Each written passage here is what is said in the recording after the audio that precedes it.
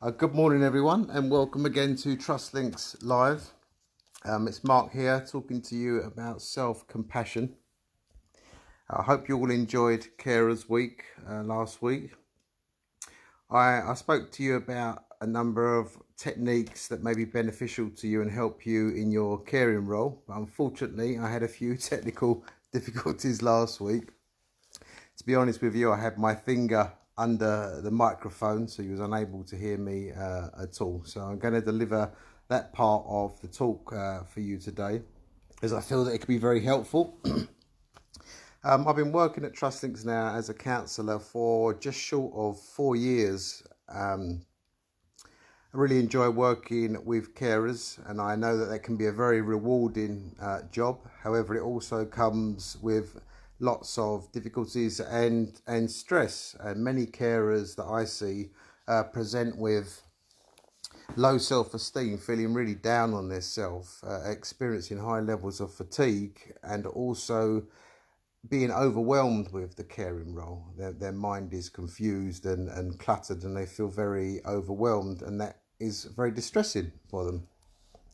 So I have a few basic techniques to talk you through today that can be very beneficial in terms of self-compassion, being kind to ourselves. So when we're feeling very down, low self-esteem, we may have lots of negative self-talk going on there. The idea of positive affirmations, which is the first technique I'd like to speak about, is to help us change how we feel about ourselves, how we think about ourselves, how we feel. And we're going to challenge possibly untrue feelings or hurtful feelings that we have towards ourselves through this negative self-talk. Okay, so some positive affirmations that we might use to assist us maybe: I love myself, I am important, it is okay to take time out for me, I'm worthy of love, I'm worthy of care, and also, most importantly, I'm worthy of self-care. It is okay to look after me. A very important concept, because carers generally feel that their cared for's needs are far greater. My wife, my husband has dementia, they have severe mental health problems, they have bipolar, they have personality disorders. That's much more difficult to deal with than my concerns. So as a result, there's a lot of emotional neglect that I see with the people that I work with. So it's my job to help them explore and try to understand that these things are going on, bring these things into their awareness. And once this is done, then we can utilize techniques to help. So going back to positive affirmations, the difficulty here is that the subconscious mind, when we want to change something that we become aware of, is only 5% of our whole mind, and the subconscious is 95%. So when we want to make changes, we've got 5% versus 95%. So there's kind of an internal dialogue, a conflict going on. The 5% is saying, I'd like to change this concept. Yes, I am lovable, I am important. And the 95% of the subconscious is saying, no, I don't think so. You're not. Your cared for's needs are far greater than yours. So we try to tell ourselves these things, and that becomes difficult because it isn't getting us the rewards and the comfort that we need.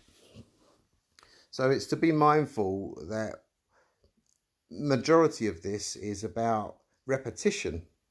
The first way we can do this is to keep repeating these things. Excuse me. And through repetition, we can move what's in the conscious into the subconscious mind. So that's the very first way that we can do these things.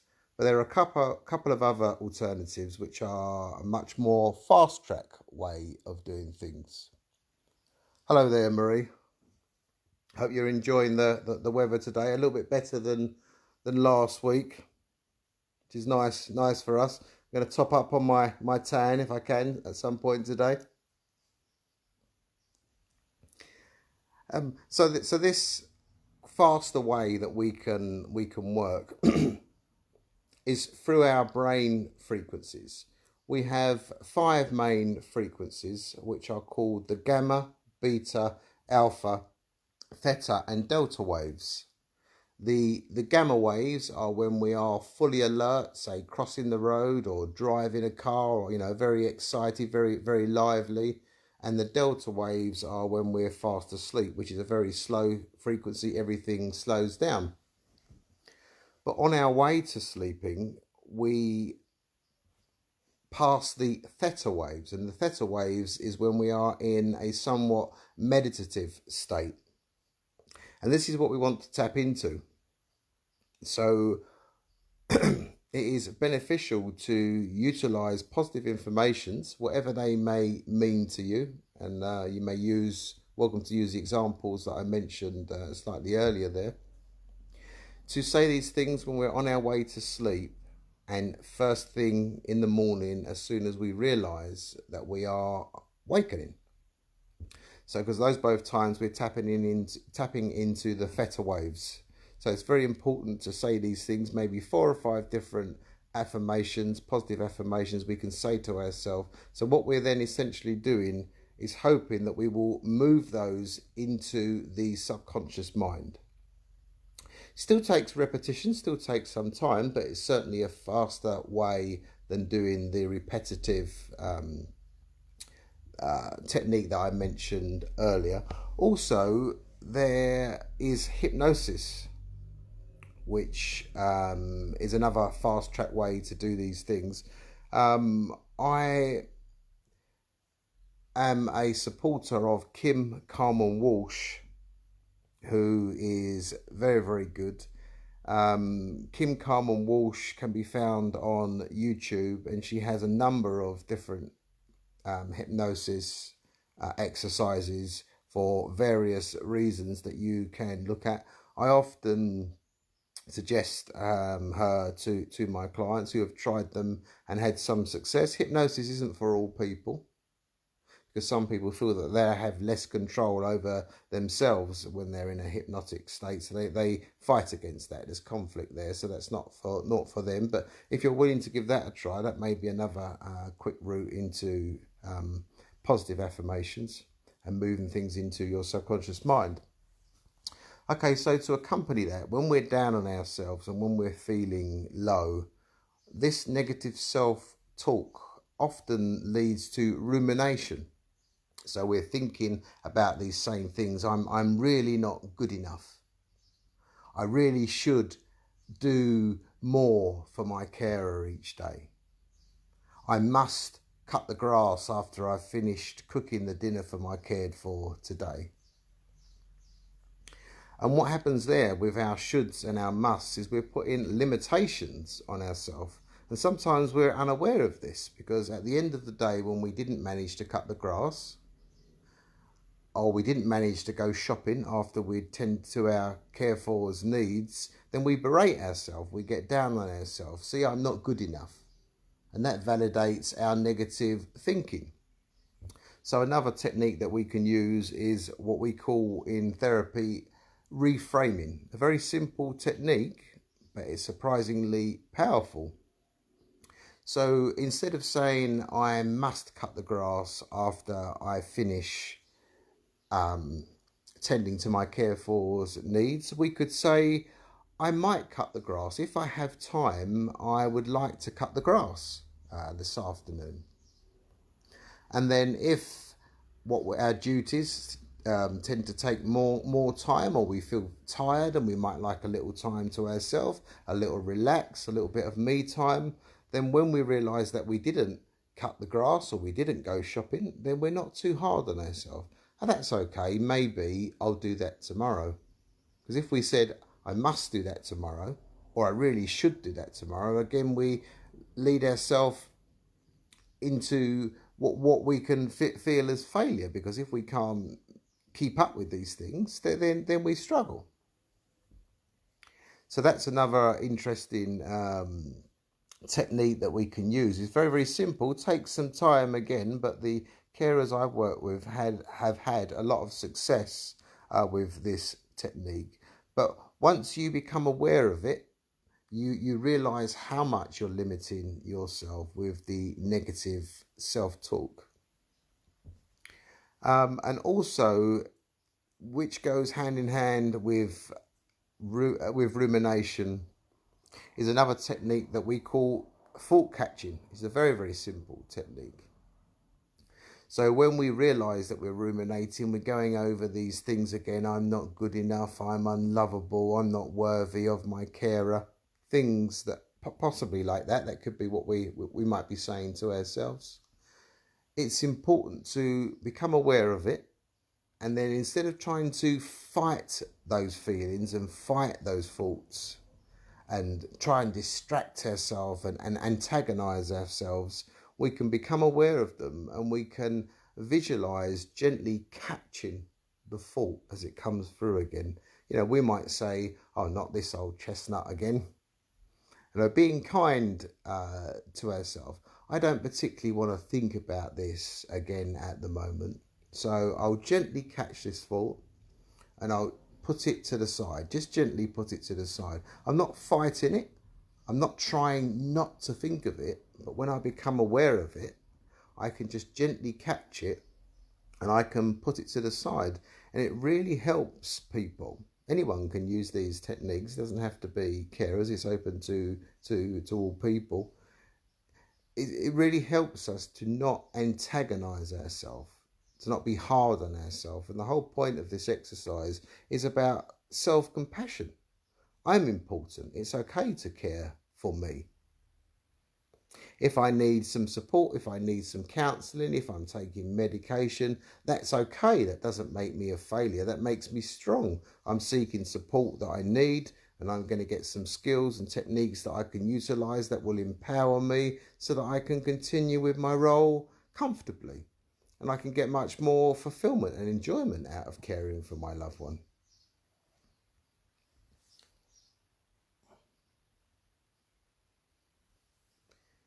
So yeah, sorry, reading Marie there. I haven't got my reading glasses on.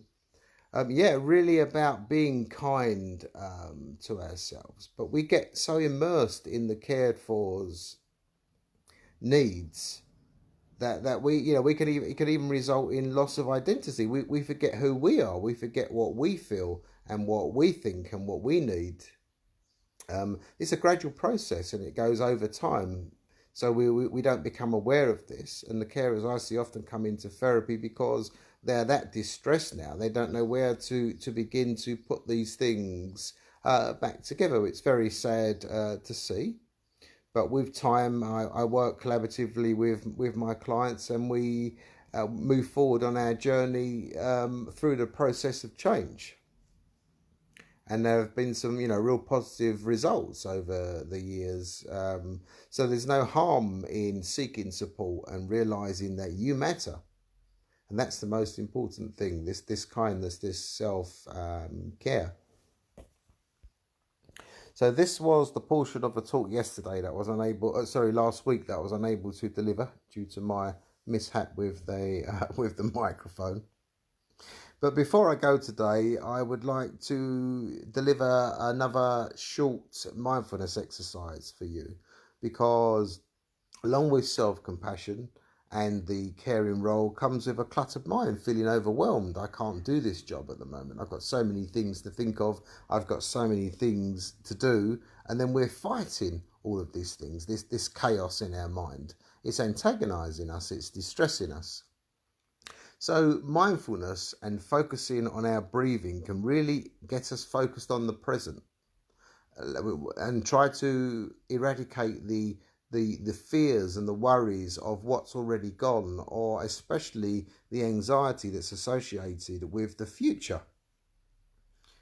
So the way we can do that is to remain focused on our breathing.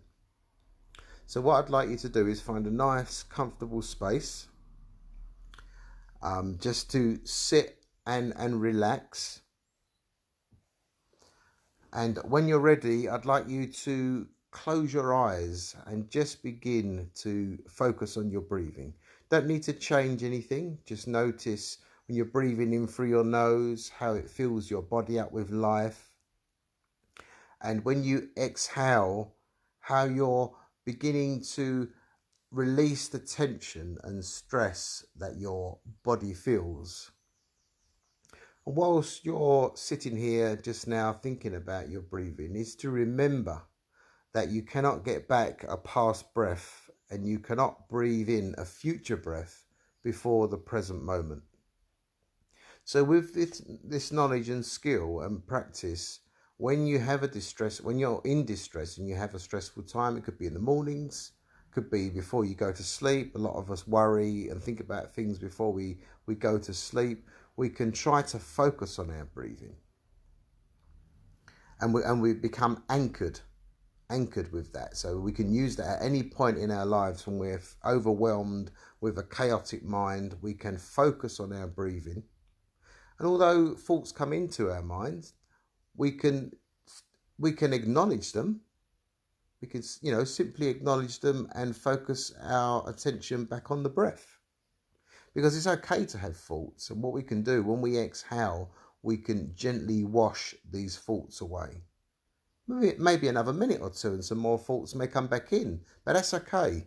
We're not trying to fight them off. We're trying to acknowledge them, be aware of them, and when we exhale, we're trying to gently push them away. Okay, so we're going to do a progressive body scan for relaxation whilst focusing on our breathing. So I'd like you now to draw your attention and visualize feeling the top of your head. You're kind of massaging the top of your head and what that might feel like. And I want you to imagine a white light above your head, and it's tipping and now it's pouring into your body through the top of your head. And this white light is very comforting and very warm for you. So as it passes across your forehead, you can feel your forehead relax and smooth. It passes across your eyes. You can feel all the small muscles in your eyes relaxing. Very comforting and warm as it moves down your face, and your cheeks soften. You relax your jaw, you part your teeth and relax your tongue. Now this warm, gentle light, keep visualizing it pouring into your body, is moving now down your neck and across your shoulders. And as you breathe in and out, you're washing all the tension from your body. You can feel the tension leaving your neck and your shoulders. They feel totally relaxed. Now this white light is traveling across your chest and across your upper back. And the tension is releasing when you exhale through your arms, down your arms and through your fingertips. You can feel this tension leaving your body. What other sensations do you notice now? Can you feel the contact of your back against the chair, or your buttocks on the seat, or the feeling of your feet on the floor? This warm light that's pouring down now in from the top of your head is coming down to your torso, and now moving down across your thighs. You're starting to feel really, really relaxed now as this white light is very warm and comforting and is filling up your body. Remember to focus on your breathing, and if any more thoughts come into your mind, simply choose to acknowledge them and focus your attention back onto the breath. Remember, we're not fighting off these feelings. We're acknowledging them and using the exhale of our breathing to gently wash them away.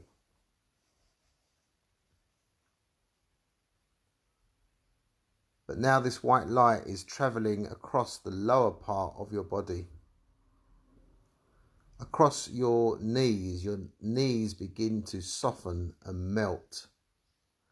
And your calves become very, very relaxed now.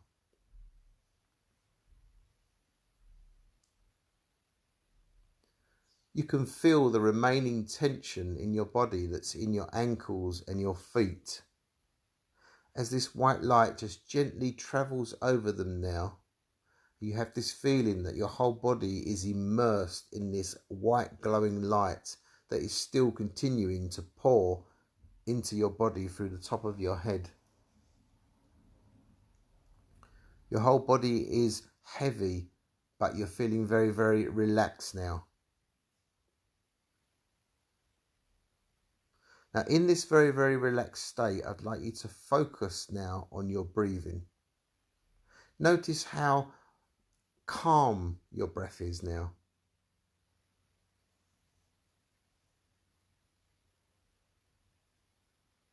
I wonder what other feelings and sensations you're experiencing. Because here we're trying to strengthen the connection between the body and the mind.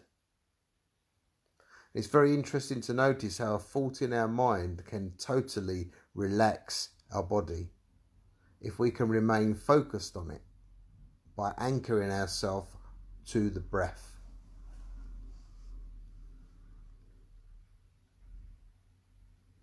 I'd like you to sit with this feeling now for a few moments longer and just focusing on that breath. Any thoughts that come in, acknowledge them and gently wash them away with the breath.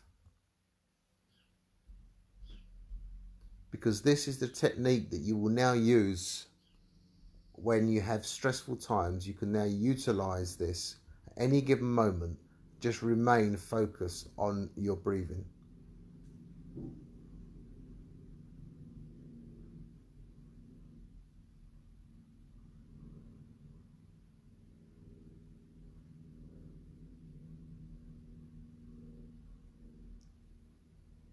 Okay, so when you are ready, I'd like you to begin to stretch, bring some slow movements to your body. Become aware of the sights, smells, sounds around you.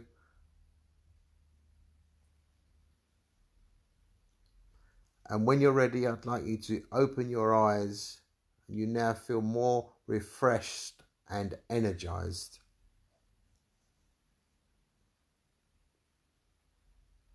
And hopefully you feel a little more at peace with yourself and ready to continue with your duties and continue with your day. So mindfulness is also a very, very important technique to help with self-compassion and being kind to ourselves.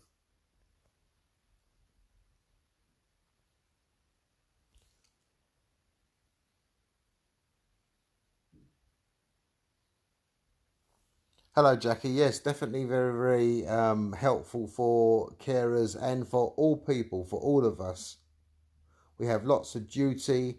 Some of us have built our self-esteem on what we do for others, the jobs we do, the people we care for. But there is a need for thinking of self. Self-compassion, self-care is very, very important.